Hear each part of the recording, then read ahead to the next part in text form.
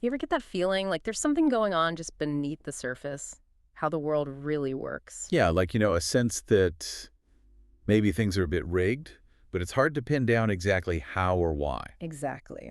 Well, in this deep dive, we are going to tackle some really bold claims, stuff about the structure, the very bones of our global financial and societal systems. hmm We're looking at an argument that says the system isn't just, populated by corrupt people, but that the system itself is corrupt by design. That's a huge distinction. It is. And then this is where it gets really fascinating. We explore how this whole external setup might actually mirror our own internal psychology, our inner world. Okay, wow. So our mission here is to really unpack these challenging ideas, show the connections the source is making, and maybe most importantly, look at potential ways forward, both for us as individuals and, collectively.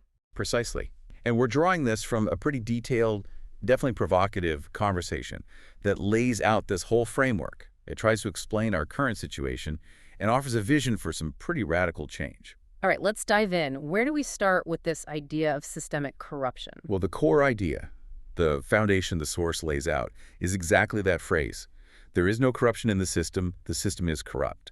It's trying to shift the focus from blaming individuals to examining the actual structure. So it's the rules of the game, not just the players. That's the argument. And it describes this 0.01% anonymous class, basically a tiny group holding immense global power, wealth that's almost incomprehensible and largely invisible. Invisible wealth. Yeah, and the source is careful to say this isn't necessarily conspiracy theory in the typical sense, but more a description of how certain high-level financial mechanisms are set up to function, kind of hidden in plain sight. Okay. So is there a starting point they identify, like a key moment? They point to what they call a master move, historically, the creation of the Federal Reserve, December 23rd, 1913, specifically. Right before Christmas. Interesting.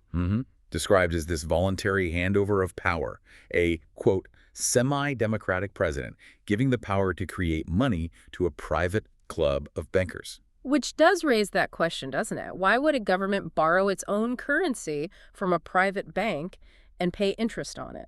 When it has the authority to create it interest-free itself. Exactly. That's the provocative question the source wants us to grapple with. It suggests this was a foundational step. Okay, so the Fed is step one. What comes next in building this structure? Well, following that logic, the source highlights institutions like the Bank for International Settlements, the BIS in Basel, Switzerland. Ah, yes, the BIS. I've heard of it, but it always seems a bit opaque. Well, opaque is a good word. The source calls it the Tower of Babel, partly because of its the distinctive building, but mostly its power. It operates apparently above the law Above the law. because it was established by international treaty. So its rules can supersede national constitutions. That's the claim. Wow. And its origin, was it always intended to be this powerful? Publicly, it was set up after World War I, ostensibly to handle German reparations. But the source alleges the real goals were much bigger. Such as?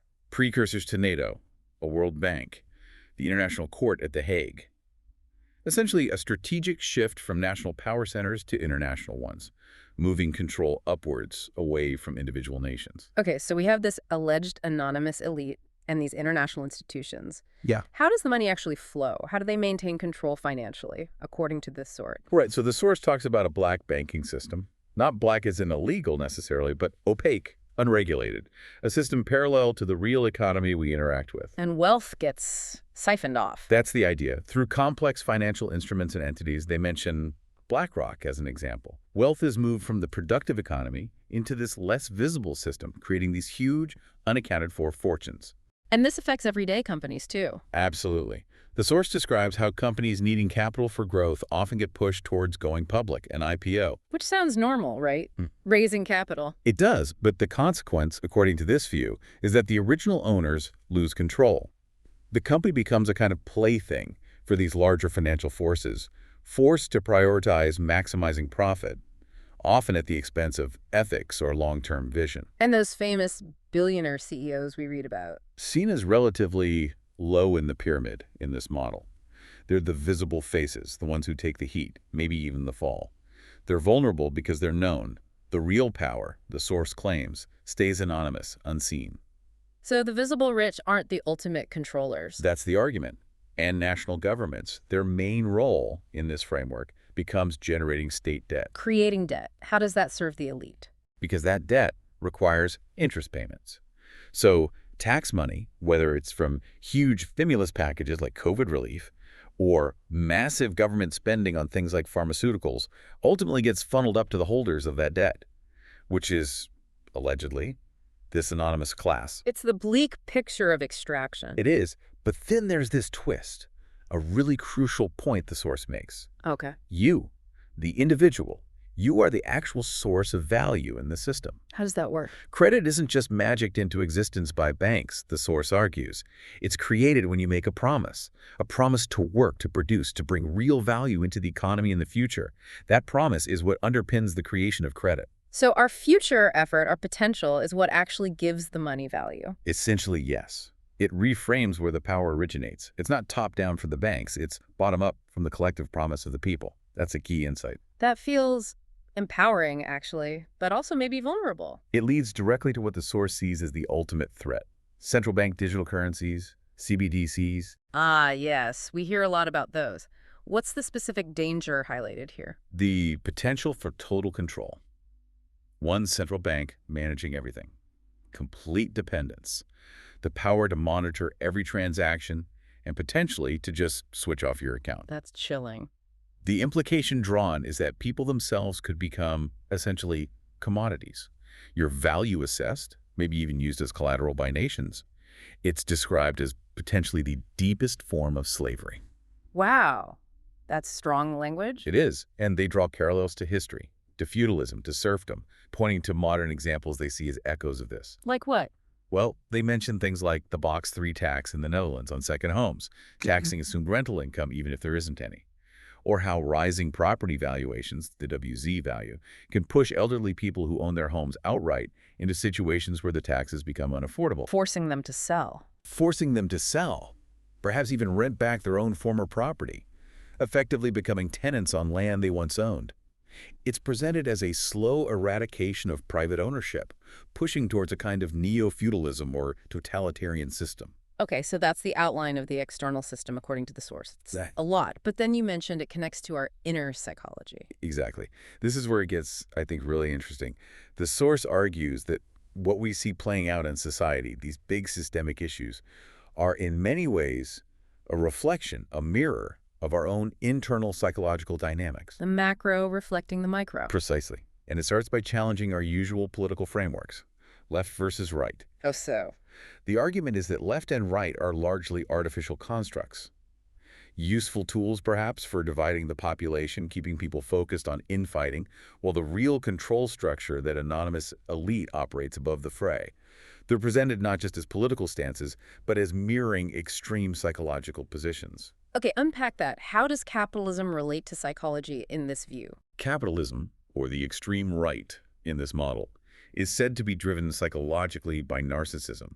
But not just vanity, more like a deep-seated sense of inferiority, a profound fear of failure leading to overcompensation, the endless drive for more. And to climb that ladder. The source suggests it often requires, or at least rewards, a certain lack of moral ethical compass. And interestingly, this right pole tends to view spirituality with suspicion, making it completely suspect. Okay, and the other side. The left, or communism in its extreme.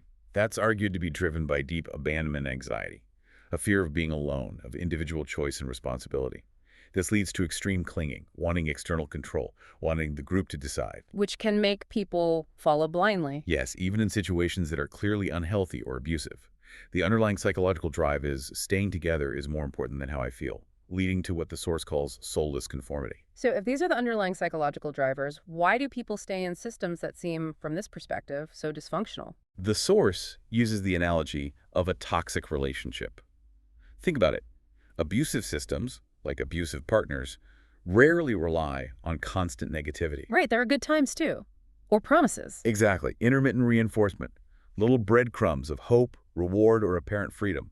It keeps people hooked, always hoping things will get better, like a gambling addiction. Just enough positive reinforcement to prevent them from leaving. That makes a disturbing amount of sense. Where does this pattern start, though? The source traces it back, way back, to childhood trauma. Okay. How does that connect to societal structures? Things like parental neglect, say, a father emotionally absent for his daughter or enmeshment, a mother perhaps smothering her child, not allowing independence. These early experiences can create incredibly deep, often unconscious, loyalties. Loyalty even to those who harmed you. Yes, and a powerful reluctance to see the abuse or neglect for what it was. Because acknowledging it feels like betraying the parent or admitting something is fundamentally wrong with your own foundation. That often translates later in life to a reluctance to see or acknowledge dysfunction or abuse from authority figures, like the government. The inner child insists, no, mama was great, nothing wrong with me. Like that phrase, don't let them see you bleed, keep up appearances. Precisely. And this is where a psychological model like internal family systems, IFS, becomes really useful, according to the source. Right, IFS. Can you give us a quick refresher? Sure. IFS views the psyche as having different parts. You have managers, the proactive protectors trying to keep things stable, control situations. You have firefighters, the reactive protectors jumping in during a crisis with often extreme measures, like addictions or outbursts, to numb pain. And then the exiles. Those are the young, vulnerable parts holding the original pain, the trauma, the shame. They get locked away. And finally, there's the self, the core of who you are, naturally wise, compassionate, calm, confident. And the managers and firefighters try to keep the exiles locked up. Exactly. They work overtime to suppress that pain, but in doing so, they prevent access to the self and true healing. And this dynamic, the source argues, plays out societally. How so? People's fierce denial, when confronted with evidence of governmental overreach or harm, like during the pandemic perhaps, it triggers those protectors, managers, firefighters, who are desperately trying to keep the lid on old childhood wounds, exiles. Admitting the government could be harmful might unconsciously feel like admitting their parent was harmful. So they lash out, maybe call it a conspiracy theory. It's a defense mechanism, a way to avoid re-experiencing that deep, terrifying exile pain. It's easier to project outwards. The source mentions something else too, unattached burdens. What's that? Yeah, that's a more advanced IFS concept. The idea that sometimes during trauma or altered states, a psyche, energy, or part that isn't originally yours can sort of attach. It can carry extreme beliefs or drive extreme protective behaviors, sometimes even leading someone to become a perpetrator to preemptively stop perceived threats. It's complex stuff. Definitely complex. Okay, and there was also this idea about masculine and feminine energies being disconnected. Right. Linking back to the left-right psychological poles, the feminine aspect, often associated with the left's communal focus, is seen as suffering from that abandonment anxiety. Seeking connection at all costs. Potentially, yes. Seeking external validation, maybe losing a sense of individual identity in the group, becoming what the source calls morally lazy. It suggests this can make this pole vulnerable to exploitation, citing the independent woman narrative, sometimes masking deep insecurity and a continued reliance on external systems. The key healing journey here is learning, I can do it without you. And the masculine side. Yeah. Seen as suffering from commitment anxiety, avoidance. Retreating into intellect, maybe dismissing emotions. Disconnected from deeper relational needs. How does this current political figures or movements? The source offers a perspective on why some people who felt they woke up during recent crises might still strongly follow figures like, say, Trump or Musk. The argument is they might not be truly awakened in a deeper conscious sense, but more reacting from. protecting their threatened masculine or capitalistic privileges and identities, mistaking their anger or fear about personal loss of status, money, perceived freedoms for genuine critical thinking, or a connection to a higher purpose. It's seen as another protective part in action, not necessarily the core self. Okay. This paints a really intricate picture, linking the global to the deeply personal. So, given all this analysis, where do we go? What are the solutions proposed? And that's crucial. The source strongly emphasizes moving beyond just analyzing the problem, which can become its own trap. It's about starting to build alternatives. And it redefines freedom, not just freedom from control, but freedom as responsibility, the ability to respond. The ability to act consciously. Exactly. So collectively, the alternative proposed isn't anarchy, but a cooperative society. The direct opposite of the hierarchical corporatist pyramid. What does that look like in practice? It's built on shared ownership and shared responsibility. Companies, for instance, would be co-owned by the employees, not just through stock options, but genuine voting rights, a say in the direction. So decisions aren't just made at the very top. Right. Decision-making is distributed. This reduces the insane pressure on a single owner or CEO. Hierarchy might still exist, based on competence, on capacity, and who takes on specific responsibilities, but it emerges naturally. Leaders come from within. They aren't just imposed. And how does the money work in this? Is there a financial linchpin? Yes, a critical first step, according to the source. Local cooperative banks, nonprofit, owned by the members, places where people can truly own their money and keep it circulating within the local real economy, benefiting the community directly. That sounds radically different. It is. And interestingly, the source suggests the Netherlands has a unique role here. Given its history in pioneering things like the first multinational corporation, VOC, and the stock market aspects of the current extractive system. There's a kind of karma to fulfill. That's the idea. A potential to lead the way in building this new cooperative model, sort of balancing the historical scales. Okay, interesting thought. And within this cooperative structure, how are things like income handled? Income scales with effort, contribution, responsibility, not, as the source puts it, corruption or speculation. But there's also a proposed top limit. A cap on earnings. Yes. After a certain point, the reward isn't more money, but more time. Time for personal growth, creativity, meditation, volunteering, inner expansion. And for those at the bottom? A basic income is suggested, ensuring everyone's fundamental needs are met. But, crucially, there's still a need for society to create meaningful work. Just giving free money isn't seen as healthy long-term. It's considered bad for psychological development. People need purpose. So purpose and contribution are key. And how would we measure success? Not GDP, presumably. No, the shift would be towards measuring actual purchasing power. What can your money realistically buy? What's in the shopping cart? That's a more tangible measure of well-being than abstract GDP figures. Makes sense. What about resources? Land, water? Reclaiming the commons. Reestablishing communal stewardship over essential resources, with clear limits on purely private exploitation. Preventing the hoarding and degradation we see now. And the government's role in all this? It shrinks significantly, becomes an under-government, supportive, providing essential infrastructure, transport, energy, defense, communications, but not ruling. Funded by simple, transparent taxation. No more state debt creation. Governed how? Direct democracy, enabled by technology. People having a direct say on major issues.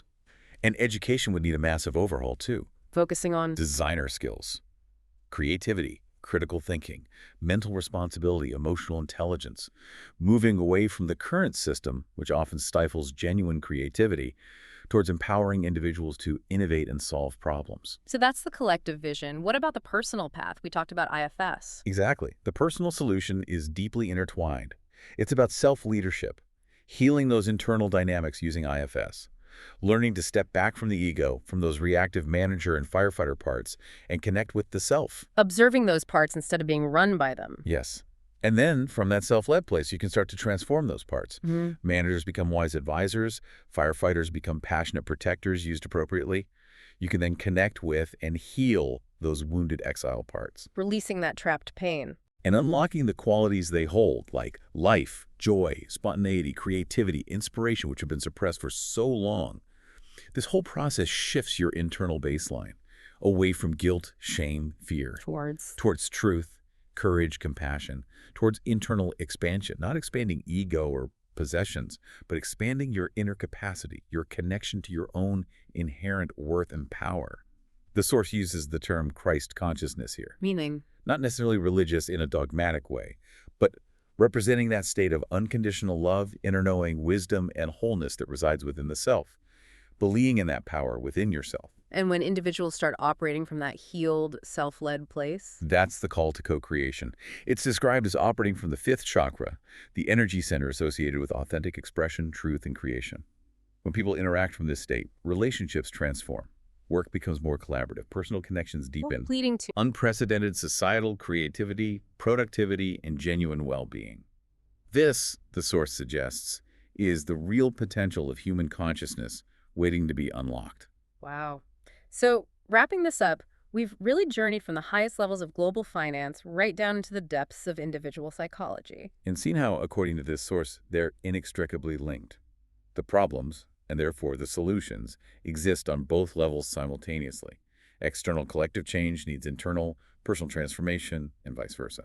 It leaves us with a pretty profound final thought from the source, doesn't it? This idea that consciousness only has one direction, and that is love. And the claim that we're at a pivotal moment, like Other great shifts in history, the Reformation, the Enlightenment, where fundamental questions about power, freedom, and what it means to be human come back around. The choice is ours, essentially. Seize this moment for conscious evolution, or let it pass us by.